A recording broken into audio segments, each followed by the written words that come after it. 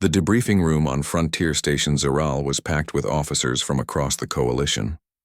Holographic screens covered every wall, showing footage from the Velcor 3 rescue mission. The room was silent as the gathered commanders watched human children perform impossible tasks with calm precision. Commander Thexval stood at the front of the room. His purple shell had faded to a neutral brown, a sign of deep thought in his species. Behind him stood Captain Tae Kim and his team. The 6 children of Squad Beko stood at attention beside the adults, still wearing their mission gear. The uniforms were dirty and torn, but the children stood as straight as soldiers 3 times their age. "I owe you an apology, Captain Kim," Thexval began. His translator struggled to convey the emotion in his clicking speech. "I have commanded troops for 70 cycles. I have seen elite forces from 100 worlds. I have led battles on 30 planets, but I have never seen what I witnessed yesterday." He turned to face the children directly. "You, young ones of Terra, have shown courage that would shame warriors twice your size and 10 times your age. You executed a flawless rescue under impossible conditions, 0 casualties. All colonists saved. All team members returned safely." Young Ji stepped forward slightly. Her voice was respectful but clear. "With respect, Commander, we are not trying to shame anyone. We are just doing what humans do." A commander from the Drexel species, a being that looked like a floating mass of tentacles, spoke up. "And what is it that humans do, young one?" Lieutenant Hyde Park answered. "On Earth, we have a long history of preparing our young for hardship. Not by sheltering them, but by exposing them to challenges. Small challenges at first, then bigger ones. These children have trained since they could walk. Not because we are cruel, but because the galaxy is dangerous. Preparation is how we show love." Captain Tae continued the explanation. "Every species in the Coalition keeps their young safe, protected, hidden from danger until they reach maturity. It is logical, it is kind, but humans learned something different long ago. The most dangerous moment in anyone's life is the first time they face real danger while unprepared." Sung, the 14-year-old, added her thoughts. "Our parents trained us. We train with adults. We face small dangers so that when we face big dangers, we already know what fear feels like. We know how to keep working even when we are scared. By the time we turn 16 and enter regular military service, we will have more real experience than most soldiers gain in their first 5 years." "But the risk," protested a Vixel commander. "What if something had happened to them? What if they had been injured, killed?" 12-year-old Ara stepped forward. Her young face was serious. "Commander, do you know what the most dangerous job on ancient Earth was?" "War?" guessed the Vixel. "Farming," Ara replied. "Growing food? And do you know who did it? Families, parents and children together. Humans have always brought their young into danger because that is how we survive. Together, everyone contributing what they can." The room fell silent. The concept was so alien to most species that they struggled to understand it. Their young were precious, fragile things to be protected at all costs. The idea of deliberately exposing them to danger seemed wrong, but the footage did not lie. Those 6 children had performed like professional soldiers. They had shown courage, skill, and leadership. They had saved 200 lives. "I do not understand," admitted Thexval. "How do you teach cubs to be so brave? What training methods do you use?" It was Little Day who answered, the 8-year-old's voice high but confident. "You do not teach someone to be brave, sir. You teach them to do their job even when they are afraid. That is different. We practice things over and over until they are automatic. Then when something scary happens, our bodies know what to do even if our minds are afraid. We play games," added 9-year-old Bay. "Games that teach us to climb, to run, to hide, to work together. We do not know we are training. We think we are having fun, but really we are learning to be soldiers." Sergeant Wu spoke up. "The key is gradual exposure. A 5-year-old does not train with live weapons. They learn gun safety with toys. A 7-year-old does not go on combat missions. They do camping trips where things might go wrong. An 8-year-old does not lead tactical operations. They lead their younger siblings on nature hikes. Each year the challenges get bigger, but only a little bigger. By the time they are ready for real missions, they have already faced 1,000 small dangers." "And what about failure?" asked Valexis, the crystalline observer. "What happens when a cub fails during training?" "They learn from it," said Tay simply. "Failure is part of training." "We create situations where failure is safe but teaches a lesson. A child who gets lost during a training exercise learns to navigate better. A child who fails to communicate clearly learns the importance of precise language. Failure is not shameful in human culture. Failure is information, Corporal Rin added. And they fail a lot during training. Sung probably failed 50 simulations before she passed her first one. Day got lost in training tunnels at least a dozen times before he learned to mark his path properly. But each failure taught them something. By the time they faced the real thing, they had already made every mistake in a safe environment.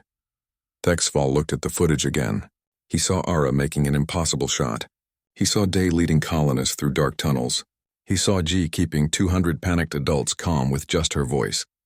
These were children, cubs, barely, old enough to be considered juveniles by coalition standards, but they had done what experienced soldiers from a dozen species had said was impossible. How? Many of your young train like this? Thexval asked. Most of them, Hai replied. Not all choose military paths, but all human children do challenging activities. Some climb mountains. Some compete in sports. Some learn to code and build things. Some study dangerous sciences. We do not force our children into danger, but we do not shelter them from it either. We teach them to respect danger, prepare for it, and overcome it. Another commander, a massive creature from a high-gravity world, rumbled a question. And this is legal in your culture? There are no laws against child endangerment. We have many laws protecting children, Tay said firmly. But we define endangerment differently than you might. To us, the most dangerous thing you can do to a child is raise them to be helpless, keeping a child safe from every challenge, every fear, every difficulty. That creates an adult who cannot handle the real world. That is true endangerment. So you balance safety with challenge, Valexis observed. You protect them while also preparing them. Exactly, Tay confirmed. We do not throw children into danger without preparation. But we also do not keep them in protective bubbles. We find the line where they can grow, and we walk that line carefully. Thexval looked at Squad Beko again. The children looked back at him with clear eyes. They were tired but not broken, dirty but not damaged, young but not naive. They had seen combat and come through it ready to do it again if needed. I want to request something, Thexval said to Tay. The Coalition would like you to establish a training program here on Frontier Station. Other species want to try your methods. Tay shook his head slowly. It will not work the same way, Commander. Human children are different. Our biology, our development, our culture, all of it shapes how we grow. You cannot just copy our methods and expect them to work with species that mature differently. But the principles, Valexis suggested. Gradual exposure to challenges. Learning through safe failure. Building confidence through capability. These ideas could adapt to any species, could they not? Maybe, Tay admitted. But it would take years to develop proper programs for each species. And some species might not be able to do it at all. Not everyone is built for this approach. Over the next few weeks, young volunteers from various coalition species arrived at Frontier Station. Their parents had seen the footage from Velcor 3 and wanted their children to have the same training. But the results were mixed. Most alien children were simply not ready for the challenges that human children handled easily. A 10-cycle-old Chintari juvenile, equivalent to a 10-year-old human, could not complete a basic climbing course that human 6-year-olds did for fun. A Vixel youth panicked when left alone in a dark room for 5 minutes, while human children regularly camped overnight in forests.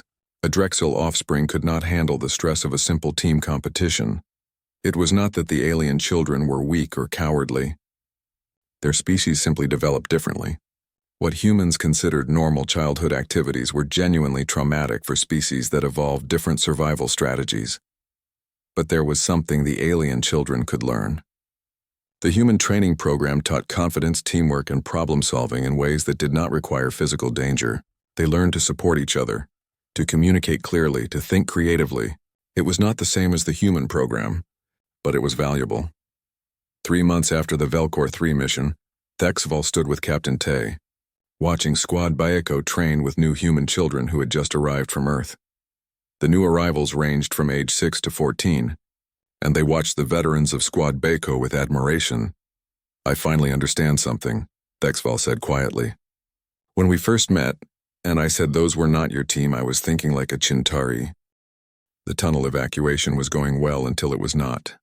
Halfway through moving the colonists, a section of the underground passage collapsed. Not completely, but enough to block the main route. Rock and concrete filled the tunnel from floor to ceiling. On one side were 100 colonists still waiting to escape. On the other side were the team and 100 colonists already through, and the Skrull had figured out what was happening.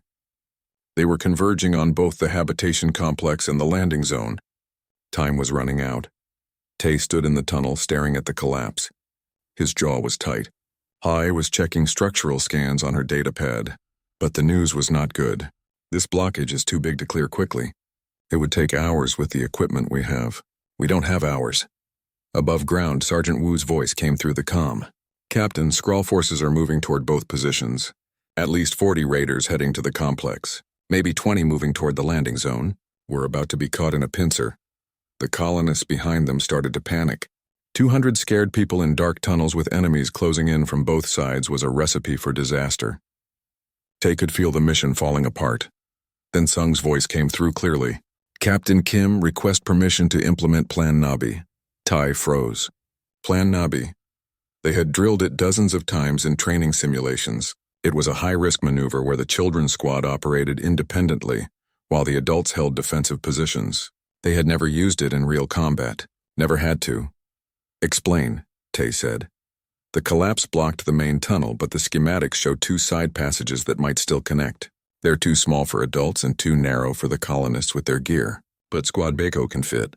We can scout both passages, find which one is clear, and mark a route. Meanwhile, the adults can start clearing this blockage from both sides. When we find the path, colonists can leave their heavy gear and follow. It made sense tactically, but it meant sending the 6 children into unknown tunnels, splitting them up with enemies above ground and a ticking clock. Everything in Tai's training as a leader said to keep his team together, but everything in his training as a human officer said to trust his team. All of his team approved, Tay said. Execute Plan Nabi. Squad Bako has tactical command for this operation. All adult units support their orders. From orbit, Commander Thexaval's voice was sharp. Captain, you are giving tactical command to Cubs? They designed the plan, Commander. They should lead it. Sung immediately took charge. Her voice carried the authority of someone much older. Ara, you and I take the Western Passage. Day and Bay, you take the Eastern Passage. Jinari, you stay here and coordinate. Keep the colonists calm and ready to move. What about us? Asked Wu over the comm. He and Rin were still above ground along with the remaining adults. Hold the landing zone, Sung replied without hesitation. The Skrull will reach you first. You need to keep that extraction point secure. We'll handle the tunnel side. The children split up immediately. Sung and Ara squeezed into a crack in the western wall that led to a side passage. The opening was barely big enough for their small bodies.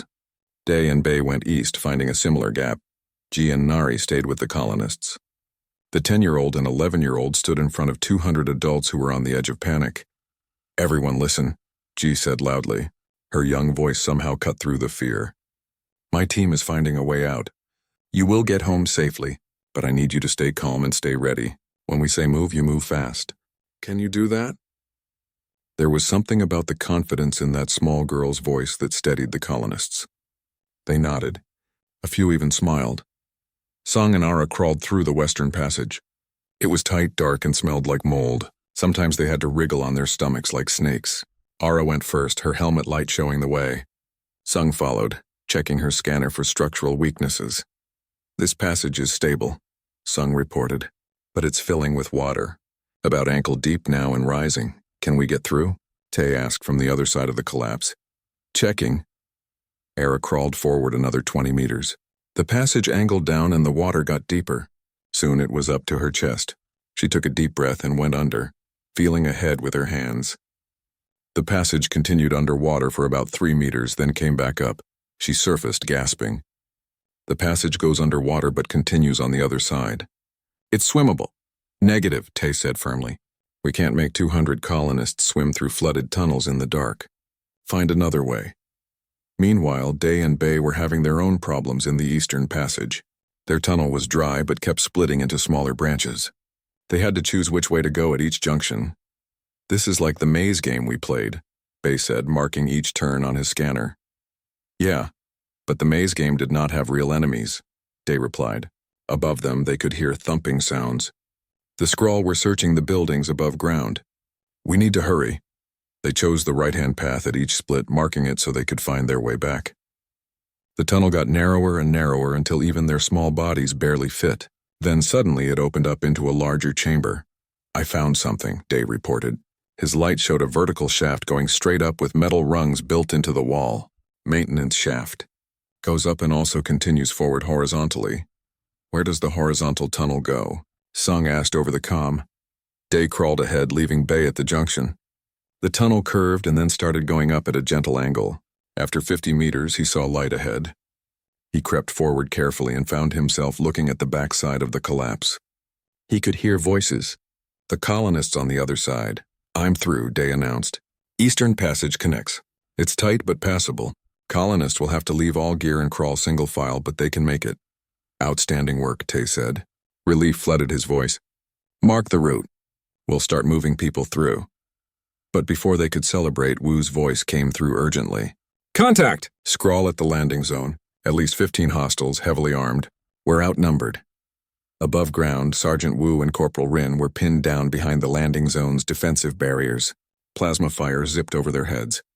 The Skrull had brought more forces than expected, and they had heavy weapons. The 2 human soldiers returned fire, but they could not hold for long. Then something unexpected happened. From the tunnel entrance near the landing zone, little Nari appeared. She took one look at the situation and spoke into her comm. Ara, I need your eyes. Where are the Skrull positioned? From her position underground? Ara accessed the tactical overlay that Sung was compiling from all their sensors. I'm sending coordinates now. 12 on your left behind the cargo containers. 3 on your right in the building. 2 snipers on the roof. Nari pulled a small device from her belt. It looked like a toy, but was actually a portable drone launcher. She set it on the ground and activated it. 3 microdrones, each the size of a bird, shot into the air. What is that cub doing? Thexvel demanded from orbit. Watch, said Hai, who had climbed up to support Wu and Rin. The microdrones flew to the coordinates Ara had provided. Each one carried a small explosive charge and a bright light. They positioned themselves above the Skrull forces and activated. Blinding light and loud noise erupted. The Skrull, disoriented and confused, started firing wildly. Now, Hai shouted. She, Wu, and Rin all moved while the enemy was distracted. In seconds, they had better positions and clear shots. The Skrull never recovered their advantage. Down in the tunnel, G was leading the colonists through Day's route. Leave your packs here. Take only what you can carry in your pockets. Move quickly, but don't rush. Follow the lights we've placed. You're almost out. One by one, 200 colonists squeezed through the tight passage. Some were crying with relief. Others were too tired to show emotion. But all of them made it through because an 8-year-old boy had found the path and a 10-year-old girl was showing them the way. The last colonist emerged from the tunnel just as the sun was setting on Velcor 3. The Skrull attack at the landing zone had been repelled. All 200 colonists were safe. All 10 members of the human team were unharmed. Captain Tay stood at the landing zone, watching the last of the colonists board the evacuation ships. Next to him stood Squad Beko, 6 tired children with dirty faces and torn uniforms, but they stood tall. You did good, Tay said quietly. We did what we trained for, Sung replied. From orbit, Commander Thexval watched the successful evacuation. Not a single casualty. A flawless rescue operation from an impossible situation. And it had worked because a human commander had trusted children to lead when the moment required it. How? Thexval whispered to himself. How do they do this? Alexis floated beside him. Because humans understand something we do not. They understand that you do not become brave by waiting until you are old enough. You become brave by facing fear while you are young. Those cubs were not ready because they were special. They were ready because they had been preparing their whole lives. The dropship shook as it fell through the red clouds of Velcor 3. Inside, red emergency lights made everything look like it was covered in blood. Tay sat strapped into his seat, checking his weapon for the 3rd time. Across from him, the 6 children sat quietly in their harnesses. Their feet did not quite touch the floor. Their helmets looked too big for their heads. But their hands were steady. Hai watched the tactical display. Landing in 3 minutes. Skrull forces concentrated around the central habitation complex. Colonists are trapped inside. Multiple fires burning throughout the settlement. What's the terrain like? Asked Ara. The 12-year-old leaned forward to see the screen better. Urban environment. Lots of buildings. Some collapsed. Good cover, but also lots of hiding spots for enemies. Hai zoomed in on the map. We land here at the southern edge. The habitation complex is 2 kilometers north. Sung studied the map carefully. If we approach from the east, we can use that row of storage buildings for cover. Looks like higher ground too, Tay nodded. Good eye. That's exactly what we'll do. Up in orbit, Commander Thexval watched through the ship's cameras. Other coalition observers crowded around screens watching the human team prepare. The cameras showed the children checking their equipment with practiced movements. None of them looked scared. That bothered the observers more than anything else. This is madness, whispered a Vixel commander.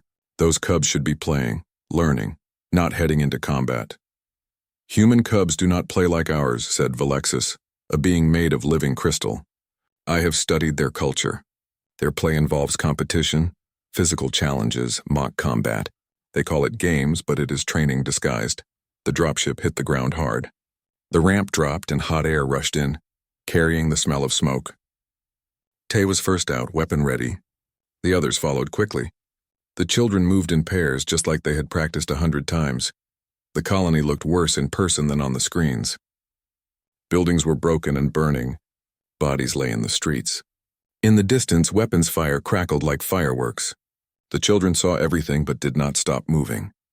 Sung Ara, overwatch position on that ridge, Tay ordered, pointing to a hill about 50 meters away. It had the remains of a building on top, offering cover and a good view. Yes, sir, both girls replied together. They ran toward the hill, moving fast but staying low. Nari set up the communications relay. We need to stay connected to the ship and each other. The 2 younger girls nodded and started unpacking equipment. Their small fingers worked quickly, connecting wires and checking signals. Bay, you're with me and Lieutenant Park. We need to scout ahead and find the best route to the colonists. The 2 youngest children shouldered their packs and followed the adults. They had to jog to keep up with the longer strides, but they did not complain. On the ridge, Sung and Ara set up their position. Ara had a rifle with a scope. She lay on her stomach and looked through it, scanning the area. Sung had a data pad and was marking everything she saw. 3 Skrull moving east to west. Distance 400 meters. Ara said quietly into her comm. Light armor. Plasma rifles.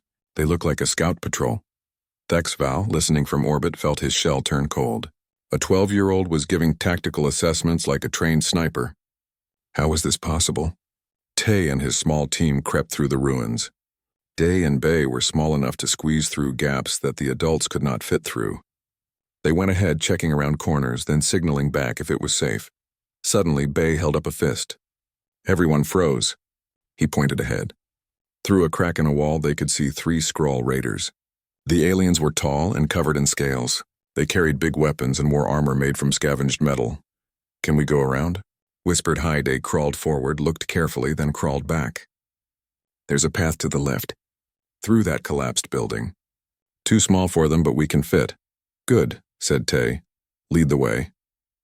The 8-year-old boy led them through a maze of broken concrete and twisted metal. His small size was an advantage here. The adults had to crouch and squeeze, but Day moved easily. Bay covered the rear, watching behind them. They emerged on the other side of the Skrull patrol undetected. Tay patted Day on the shoulder. Well done. Meanwhile, back at the ridge, Ara noticed something. The patrol is changing direction. They're heading toward the communications relay position. Sung immediately spoke into her comm. Nari, you have hostiles approaching your location. Distance 200 meters and closing. We see them, came G's calm voice. The 10-year-old sounded like she was commenting on the weather, not approaching danger. Can you relocate? Tay asked. Negative, sir. We're right in the middle of calibrating the relay. If we move now, we'll lose connection with the ship. How long do you need? 2 minutes. The Skrull will reach you in 90 seconds, Ara reported. Tay made a quick decision. Woo, Ren, intercept that patrol. Everyone else maintain positions. Wait, said Sung. Captain, permission to take the shot? There was a pause. Every observer in orbit held their breath. A 14-year-old was asking permission to shoot. What's your target? Tay asked. The lead Skrull has a communications pack on his back. If I hit that, it will explode and disable their comms. The other 2 will be confused. Sergeant Wu will have a clear advantage. Distance? 350 meters. Wind is low. I have a clear shot. Thexval wanted to scream at the captain to say no. This was insane, but he stayed quiet, watching. Take the shot. Tay said. Ara made a small adjustment to her rifle. Sung fed her wind data from the scanner. The 14-year-old breathed slowly, counting her heartbeats. The rifle made almost no sound when she fired. It was designed to be quiet. 350 meters away, the communications pack on the lead Skrull's back sparked and exploded. Not a big explosion, but enough. The alien stumbled forward, confused. The other two stopped and looked around, trying to figure out what happened. Sergeant Wu and Corporal Rin appeared from cover. The fight lasted maybe 5 seconds. The Skrull went down without firing a shot. Hostiles neutralized, Wu reported. Continuing patrol. Communications relay is online, G announced. We have full connection to all units and the ship. In orbit, Thexval stared at the screens. His mandibles hung open. A child had made a shot that would have challenged most military snipers. 2 other children had worked under pressure while enemies approached. The youngest 2 had led a reconnaissance through enemy territory. Commander, said Valexis quietly, I think we misunderstood humans. What do you mean? We assumed they were being cruel to their young. But look at them.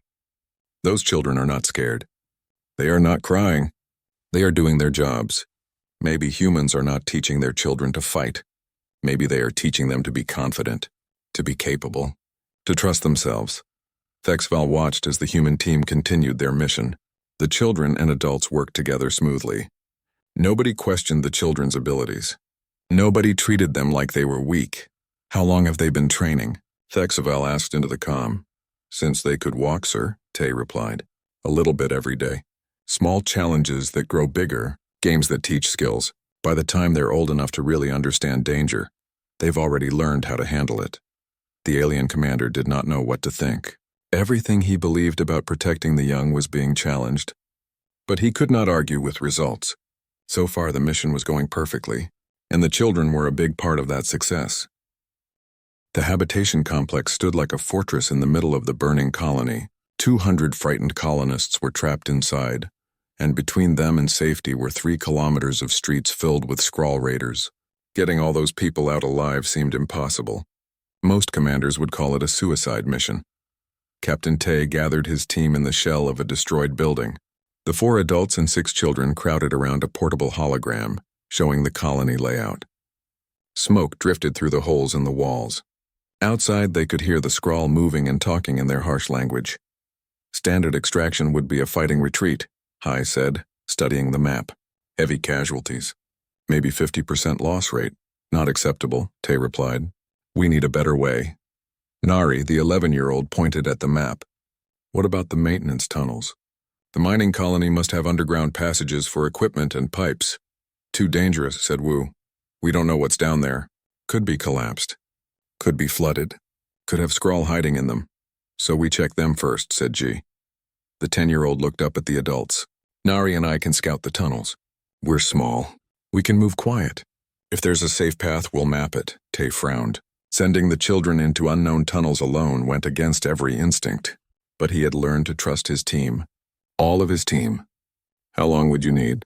6 hours to map the main passages, Nari said. We'll plant motion sensors along the way. If anything moves in those tunnels, we'll know. Do it, Tay decided. But you check in every 15 minutes. Miss one check-in and we pull you out. The 2 girls nodded and grabbed their gear. They disappeared into a tunnel entrance that was barely big enough for an adult to fit through. She went first, her helmet light cutting through the darkness. Nari followed close behind, unreeling a fiber optic cable that would keep them connected to the team above. In orbit, Commander Thexval watched the girls disappear underground. This is madness, sending cubs into unmapped tunnels during a combat operation. But Captain Tay just smiled. Those cubs have been crawling through tunnels and tight spaces since they were toddlers. It's like a game to them. Cave exploration. They're better at this than any adult on my team. For 6 hours, G and Nari worked in the darkness below the colony. The tunnel smelled like rust and old machinery. Water dripped from pipes. Sometimes they heard rumbling from above when something exploded, but the girls kept moving, kept mapping, kept placing sensors. This passage connects to the habitation complex basement, G whispered into her comm during one check-in, and this one comes out near the landing zone. If we can clear out a few blockages, we have a route. While the girls worked underground, the rest of the team had their own job. They needed to distract the Skrull, keep them looking the wrong way. This is where Day and Bay came in. You want us to do what? Day asked when Tay explained the plan. Walk out where they can see you. Look scared and lost. Lead them into the trap. The 8-year-old thought about it. They'll chase us? Definitely. Skrull are predators. They can't resist prey that looks weak. Okay, Day said simply. We can do that. Thexaval's voice crackled with alarm. Captain Kim, you are using cubs as bait. This is beyond acceptable. Watch and learn, Commander, Hai said calmly. Day and Bay walked out into an open plaza. They made sure their movements looked clumsy and scared. Day even pretended to trip. Within seconds, 3 Skrull spotted them from a building across the street. The aliens made excited clicking sounds and started moving toward the children. Day looked at Bay. Bay nodded. They ran, but not too fast. Fast enough to look scared. Slow enough to keep the Skrull following. The raiders chased them through the streets, getting more excited. They were so focused on the children that they did not notice where they were being led. The plaza was actually a kill zone. Sergeant Wu and Corporal Rin were hidden on rooftops with clear firing lines. But before the adults could shoot, both children dropped flat to the ground and rolled to opposite sides. The movement was so fast and smooth it looked rehearsed. Because it was. They had practiced it hundreds of times. As they rolled, both children pulled small weapons from their belts and aimed. Red laser dots appeared on each Skrull. The dots did not move or shake. Perfect target marking, Wu and Rin fired. The Skrull went down immediately. The entire thing took 3 seconds from when the children dropped to when the enemies fell. Clear, Rin announced. Target marking was perfect. Cubs did good. Day and Bay stood up, brushed dust off their uniforms, and jogged back to the team position. They were not even breathing hard. How did they stay so calm? Valexis asked from orbit. They were running from enemies who wanted to kill them. Practice, said Tay simply. Fear is just a feeling. You can learn to work with it instead of letting it control you. We start teaching that when they're very young. By the time G and Nari emerged from the tunnels, tired and dirty but safe, the team had disabled 2 more Skrull patrols using similar tactics. The children had been involved in every action, and not one of them had been hurt. We found a route, G reported, showing her map. 7 blockages need clearing. Should take about an hour with shape charges. The path goes from the habitation complex basement through 2 kilometers of tunnel and comes out 50 meters from the landing zone. Perfect, said Tay. He looked at his whole team, children and adults together. Now we get those colonists out. Phase 2 begins now. The team moved toward the habitation complex. Above them, the Skrull had no idea that their prey was about to slip away underground. They were too busy chasing false signals and phantom targets that the humans had planted all over the colony. Ara and Sung maintained overwatch from their ridge position.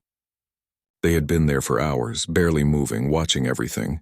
Now and then, Ara would take a shot at a Skrull communications device or weapon, creating chaos and confusion. The raiders did not know they were under attack by a sniper. They just thought their equipment kept malfunctioning. This is incredibly effective, Thexaval admitted reluctantly. The Cubs are not just participating. They are essential to the operation's success. That's what I've been trying to tell you, Tay said. On Earth we have a saying. It takes a village to raise a child. Well, it also takes everyone in the village to defend it. Young and old. Everyone contributes what they can. Wu added, My grandmother fought in the Unity Wars when she was 75. My son started training when he was 3. Humans don't have an age when you're suddenly ready for danger. Life is dangerous from the start. We just prepare our kids properly. The team reached the habitation complex through a series of careful maneuvers. The colonists inside were terrified, exhausted, and running out of supplies. When Tay explained the plan, many of them looked doubtful. You want us to follow children through dark tunnels? One colonist asked. I want you to follow trained scouts through a mapped and secured route, Tay corrected. The fact that they're young is irrelevant to their competence. G stepped forward. Sir, I've been in those tunnels for 6 hours. I know every turn, every obstacle, every sound. I can get you through safely.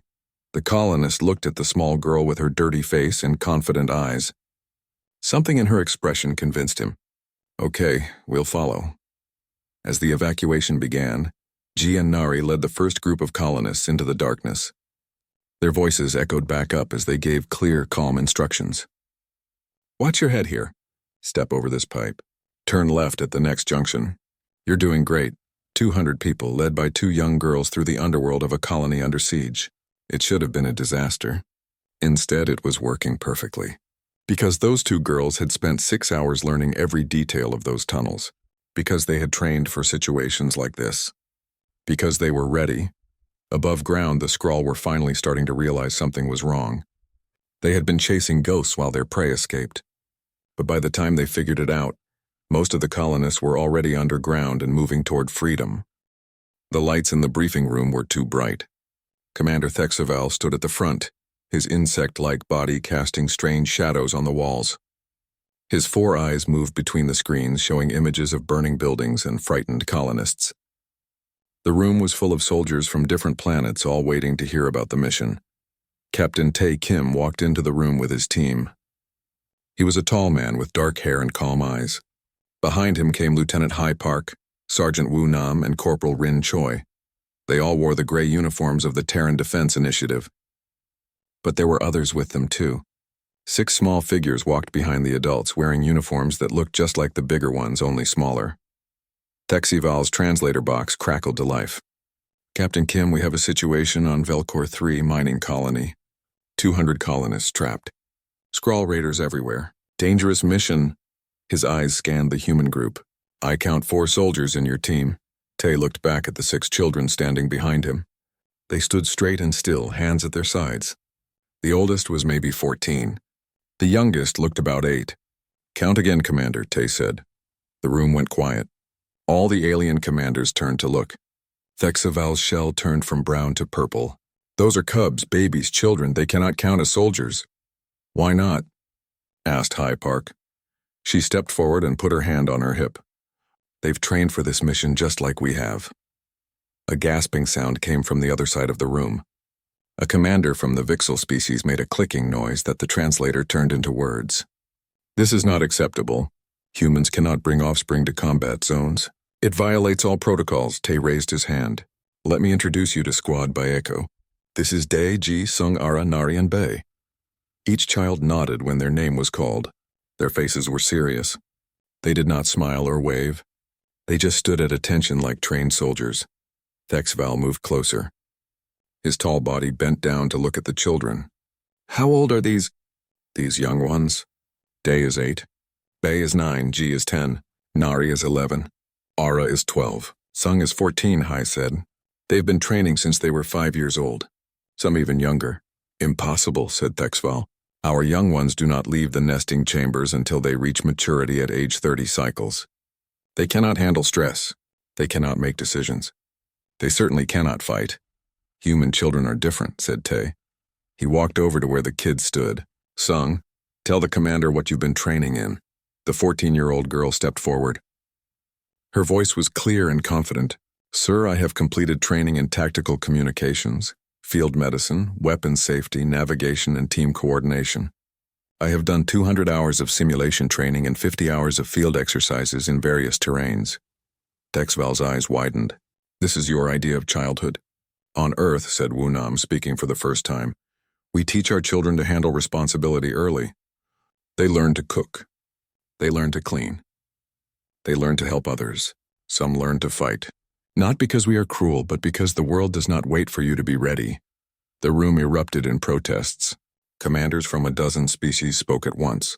Their translators created a mess of overlapping voices. Words like barbaric and child abuse and unethical filled the air. Captain Tae raised his voice. Enough! The room went quiet again. We don't have time for this debate. There are 200 people down there who need help right now. The Skrull don't care about our opinions on child rearing. They care about raiding and killing. My team is ready. All 10 of us. Thexval's mandibles clicked together rapidly. It was a sign of stress in his species. And if something happens to these young ones, if they are injured, killed, little Dae, the 8-year-old, spoke up. His voice was high and young, but steady. Then we will have died doing something important. Just like any other soldier, the alien commander looked down at the small boy. For a long moment, nobody spoke. Finally, Thexval straightened up. I cannot approve this. It goes against everything the Coalition stands for. The Coalition asked for our help, Rin Choi pointed out. We're the closest rapid response team. The next nearest unit is 6 hours away. Those colonists don't have 6 hours. The Skrull are moving sector by sector. By the time another team arrives, there might not be anyone left to save. Thexval looked at the screens again. They showed frightened faces, burning buildings, and raiders with weapons. He looked at the human adults. Then he looked at the children. They stared back at him without fear. "This will be reported," Thexval said finally. "There will be an investigation, but—" He paused, his translator struggling with what came next. "The mission is approved. May your gods protect those young ones, Captain Kim." "We don't need gods," said Tay quietly. "We have training, preparation, and each other." "That's enough." The team turned to leave. As they walked toward the door, young Ji looked up at Sergeant Wu and whispered, "Did we really just get approved?" Wu smiled down at her. "Yes, now remember everything we taught you. Stay focused. Trust your training. Trust your team." "Always," Ji replied. As the door closed behind the humans, Thexval stood in the briefing room, watching their backs disappear. Around him, other commanders muttered and complained, but Thexval was thinking about something else. He was thinking about how those small humans stood without shaking, how they spoke without stammering, how they looked at danger and did not run away. Maybe, he thought, there was something about humans that the rest of the galaxy did not understand yet. Maybe bringing children to danger was not cruelty. Maybe it was something else entirely. He just could not figure out what. The mission clock started counting down. In 2 hours, those 10 humans would drop into a war zone, 4 adults and 6 children against an unknown number of raiders. Thexval sent a silent prayer to the void, hoping that he had not just approved the death of 6 young ones, but deep down, in a place he did not want to admit existed, he was curious to see what would happen.